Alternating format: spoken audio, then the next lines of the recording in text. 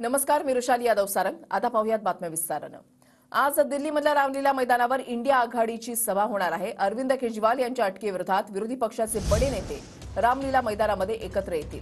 केजरीवालांच्या ED अटकेच्या निषेधार्थ आज दिल्लीमध्ये महारॅली निघणार आहे। उद्धव ठाकरे आणि शरद पवार सुद्धा सभेला उपस्थित राहतील।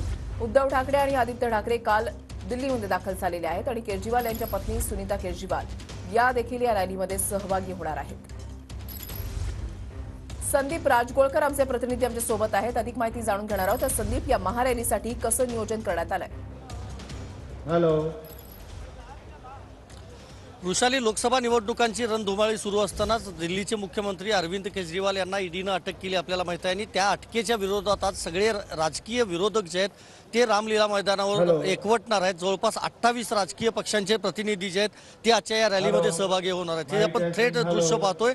रामलीला मैदानावरची ऐतिहासिक रामलीला मैदानाला ओळखलं जातं आणि आतापासूनच काही कार्यकर्ते जे आहेत ते यायला सुरुवात झालेली आहे। मोठा मंडप या ठिकाणी टाकण्यात आलेला आहे, कारण उन्हाचं प्रमाण जास्त आहे आणि साधारणतः 11 ते 11:30च्या दरम्यान नेते जे आहेत ते सगळे यायला सुरुवात होणार आहे।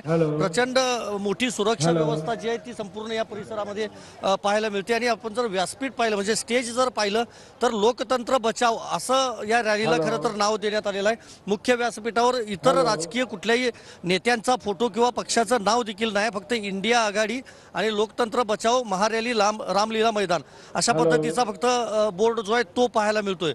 महत्त्वाचं हेच आहे की महाराष्ट्राचा जर विचार केला तर उद्धव ठाकरे असतील, शरद पवार असतील, हे देखील या रॅलीमध्ये सहभागी होणार आहेत। संजय राऊत सहभागी होणार आहेत, आदित्य ठाकरे देखील सहभागी होणार आहेत। ममता बॅनर्जी, सुनीता केजरीवाल, सोनिया गांधी, राहुल गांधी, मल्लिकार्जुन खरगे हे सगळे नेते असणार आहेत। आजच्या भाषणामधून नेते काय नेमका इशारा देतात सत्ताधारी मोदी सरकारला किंवा ईडीला, किंवा नवीन काही अजून आंदोलनाची दिशा ठरवली जाते का, हे बघावं लागेल। पण महत्त्वाचं हेच आहे की इंडिया आघाडीमध्ये फूट पडली असं जे बोललं जात होतं राजकीय वर्तुळामध्ये, आम्ही सगळे एक आहोत हे दाखवण्याचाच प्रयत्न खरं तर अटकेच्या या विरोधातील रॅलीमुळं दिल्लीत पाहायला मिळतोय।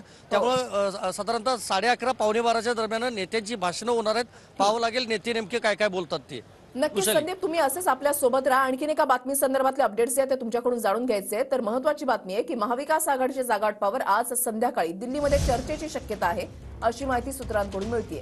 ठाकरे, पवार, खरगे जागावाटपावर चर्चा करण्याची शक्यता वर्तवली जाते। सांगली, भिवंडी, दक्षिण मध्य मुंबई या जागांवर अद्याप पेच कायम आहे आणि याच जागांसंदर्भात आजच्या बैठकीमध्ये चर्चा होऊ शकते। पुन्हा एकदा जाऊयात, संदीप राजगोळकर आमचे प्रतिनिधी आमच्या सोबत आहेत, त्यांच्याकडे। संदीप। वृषाली, खरं तर हे सगळे नेते आजच्या या रॅलीच्या निमित्तानं राजधानी दिल्लीमध्ये आहेत आणि त्यामुळेच ही बैठक कदाचित होऊ शकते। 2 ते 2:30च्या दरम्यान ही महारॅली संपणार आहे आणि त्यानंतर मल्लिकार्जुन खरगे यांच्या निवासस्थानी कदाचित ही बैठक होऊ शकते, ज्या बैठकीला शरद पवार आणि उद्धव ठाकरे हे नेते देखील जाऊ शकतात।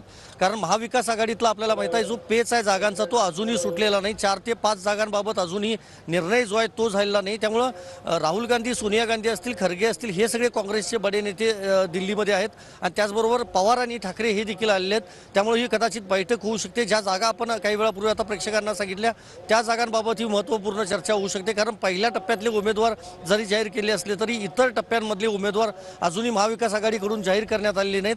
त्यामुळे या बैठकीकडे देखील लक्ष असणार आहे आणि ही जर बैठक झाली तर कदाचित ती खरगेंच्या निवासस्थानी होऊ शकते। धन्यवाद संदीप, दिलेल्या सविस्तर माहितीसाठी। अपडेट सातत्याने तुमच्याकडून जाणून घेणार आहोत।